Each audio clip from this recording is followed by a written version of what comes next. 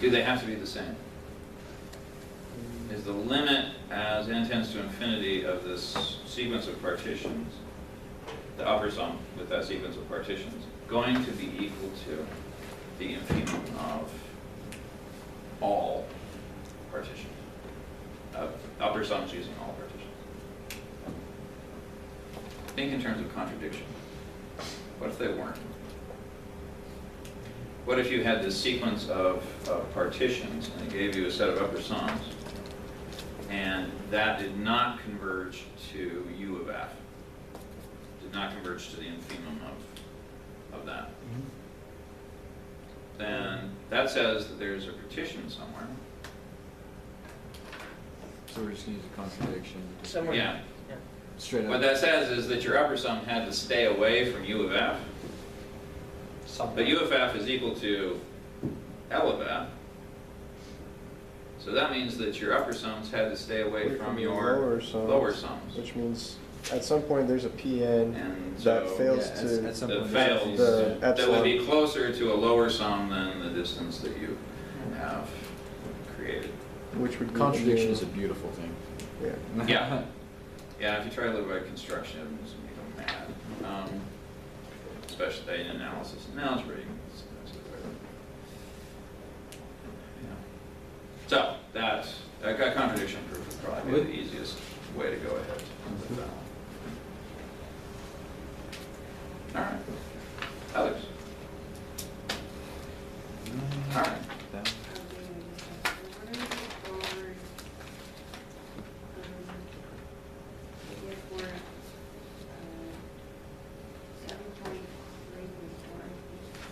Seven, three, four. If f is increasing and g is integrable, then g composed with f is integrable. Okay. So first, the wonderful thing about these is first we have to decide if it's true or not. And then, usually in that process, if it's not true, we've already created our counterexample, and so we just give the counterexample. But if we decide it's true, then we have to actually create a proof for it. So we have f and g, they're defined on possibly different closed intervals.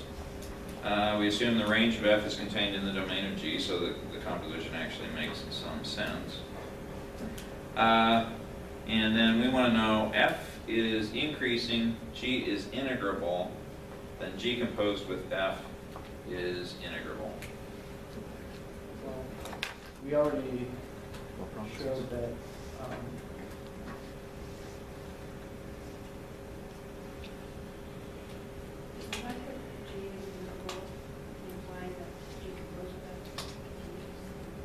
No, because you're going to have, we can have actually uncounted many discontinuities and still be integral.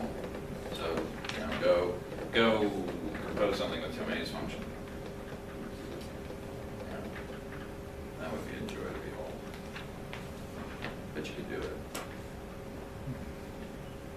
What problem is this? This is 7.4 through 7.3, number 4b. So yeah, so the first question is, do we believe it or not? Now in part A, which I guess you already did. Okay. Yeah. Part A, we're going to show by example that what is not true. there's that composition of functions is not That necessary. a composition of integrable functions is Not necessarily. not necessarily integrable. So, yeah. So, think about that. So we can't sit there and say, oh, well, f is increasing, so we just had our little theorem that said f increasing means it's integrable. So now I get integrable functions, so therefore it must be integrable. That's not going to cut it for us. Which is why we had to do part A, was to show that that's not a really simple argument.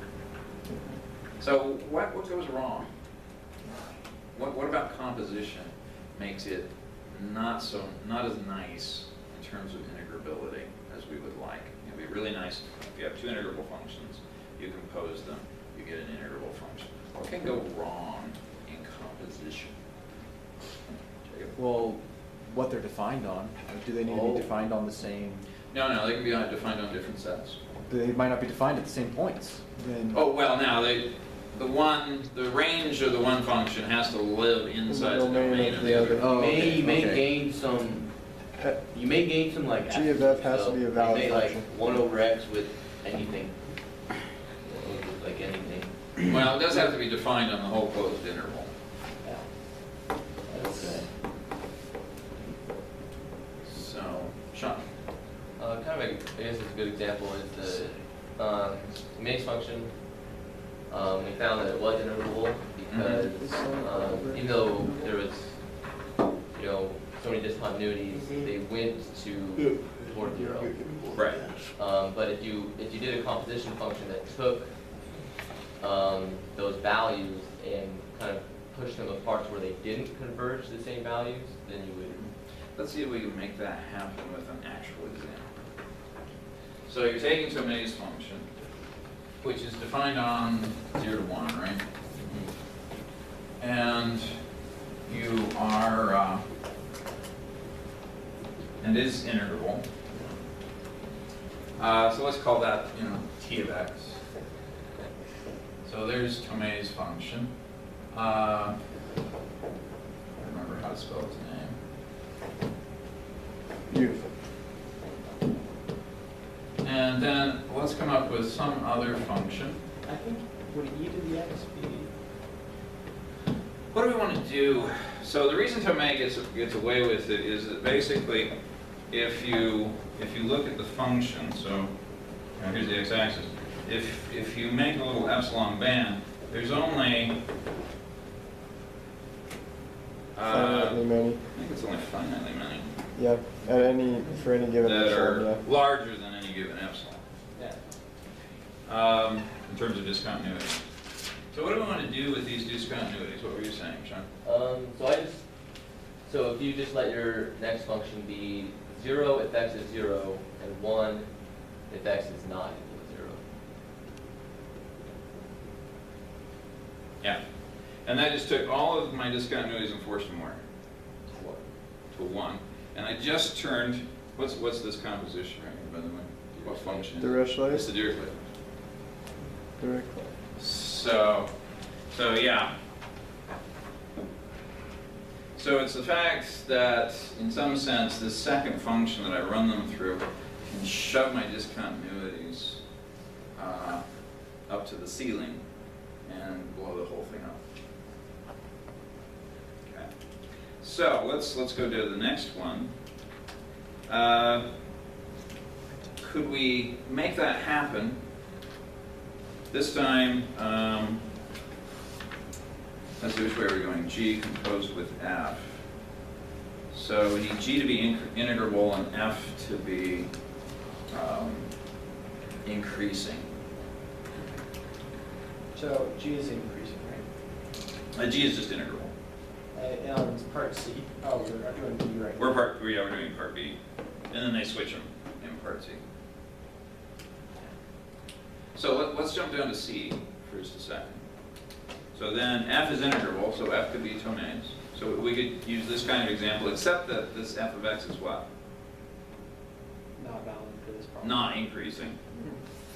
Could I get an increasing function that would still do the same thing for me?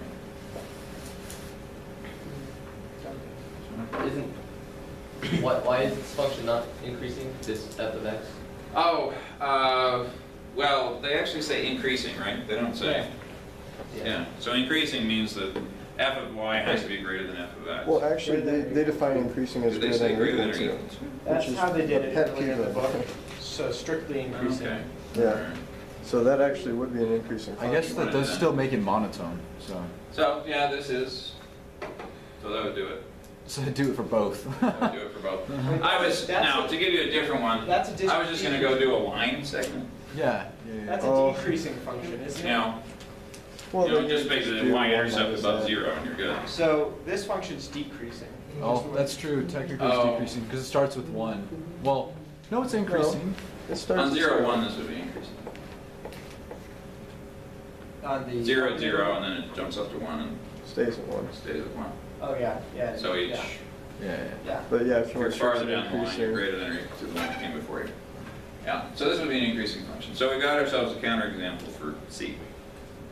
So now we got A and C covered. Wow, I'm just doing your homework for you. Sorry.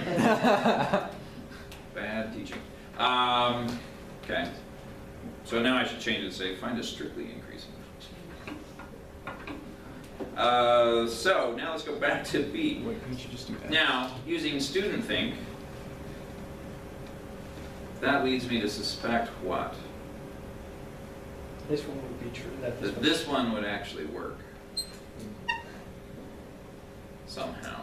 And I wouldn't think they would hand me 3 that don't work. You're using an econ student game theory thing. You So- think they might have anticipated that, and so you can't. But then I anticipate you anticipating that. Sounds like something out of Princess Bride, if you've seen that movie. One of the greatest game theory moments of any movie. Yeah. What movie? Princess Bride. Oh, Princess. So then you just change It's the indeterminate. the values of the game because you have an immunity to hiking better. So you're not playing the same game. Yeah. Yeah, just don't play the same game and you always win. So back to B. Well, and we use it in stats too. We switch. That's important.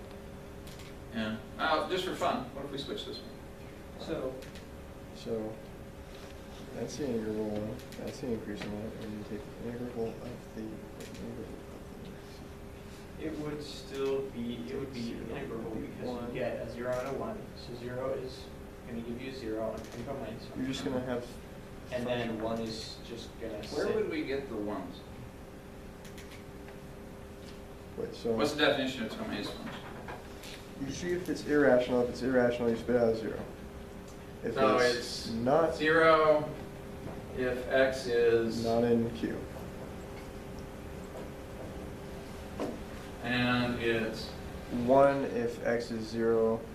1 over n, right? Yeah, but they also anyway. If x is in Q and then there's all this other garbage about it having to be in reduced form and all that kind of stuff. Yeah. Mm-hmm. Yeah. So Tomei's function,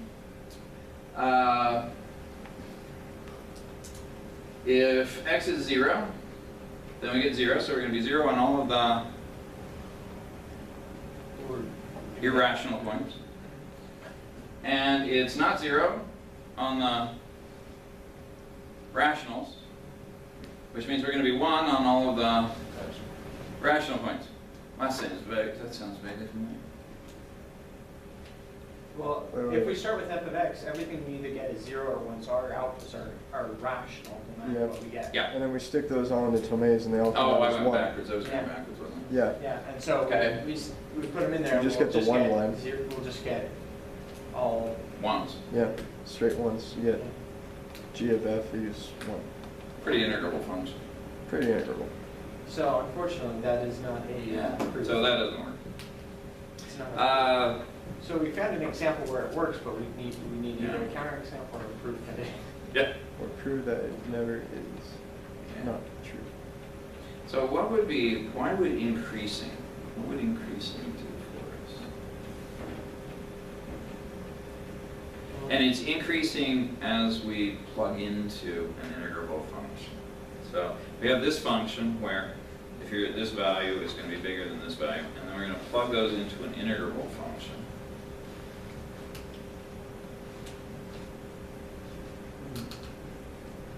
Sean? I just kind of want to say that, like, if you were to try to blow up any of the discontinuities, you would, it'd kind of be bounded however much you, that's probably not the right way to explain it, but because it's increasing, if you were to spread it out, all you would do is just like basically amplify the discontinuities, but you already proved that this is integral, so if you just amplified the discontinuities, I don't think you could actually think it non-integral. Yeah. So the idea is if I've got an increasing function, we kind of look at what it's doing. I'm going to do it with a continuous example. You have to think through what happens when you go to discontinuous example. But, so I have some some closed interval here, let's take something really easy. I've got a line, increasing positive slope. Then my increasing function took my domain here and it did what to it? Translated it. It just translated it and Increased. possibly, depending on the slope. But basically, it translated it and it either possibly extended or compressed it. You just scaled it. But kind of scaled it. Now, that was because it was continuous. But, so Sean's idea that if I have an increasing function, so I plug this x in, and it goes and gives me this y, that I'm now going to plug into my interval function. And then or x1 in, it gives me y1. I plug x2 in, it gives me y2. Since it's an interval function, it's just moving me down the domain of my, or since it's an increasing function, it's just moving me down the domain of my interval function. And since that function's interval, You're just moving to a later portion of the interval you're just function. moving possibly to a different piece of it, and maybe moving a little faster than you used to. But is there any way that that could really destroy integrability? Seemed like it. No. No. The increasing does this really nice thing for me. If I'm not increasing, then what I can do is I can skip around. And I can cherry pick which values in engineer your something. domain I grab. And I can grab all of the bad ones. And I can shove them all next to each other. Actually put them in an interval and make it so it doesn't work anymore.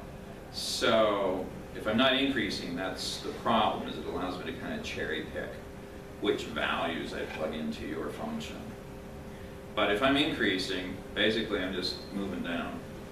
Okay, here, now I'm going to move down here, just like I do in my sums. And so could I really blow up a sum if all I'm doing is maybe moving a little faster, or a little smaller, a little slower? And now if I want to make that more precise, well, you notice these points are in, these are the points in the partition. And this increasing function, well, what would it do to a partition? We just shift the partition over, so then we It just would add the make original it partition. another partition. So just add the original partition and we're That's good. it. Interesting. Okay.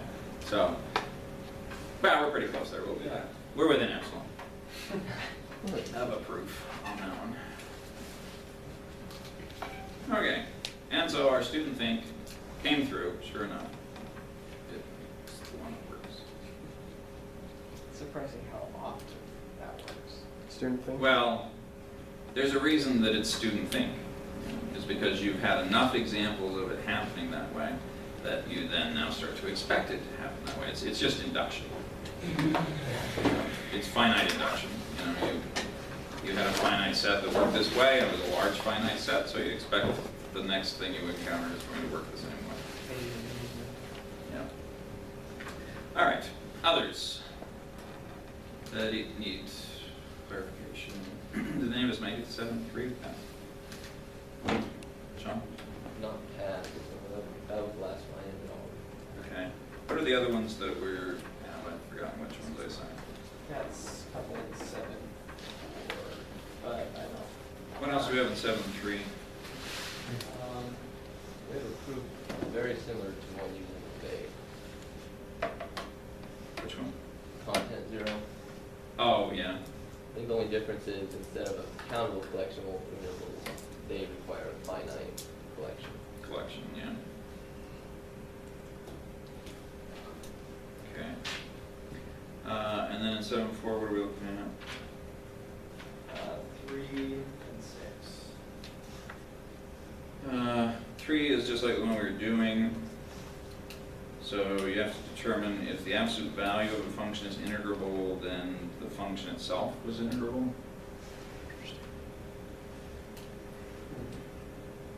No. So Do you- take 30 I seconds, think think it's about it, absolute. and we'll take a straw poll as to whether we believe that or not.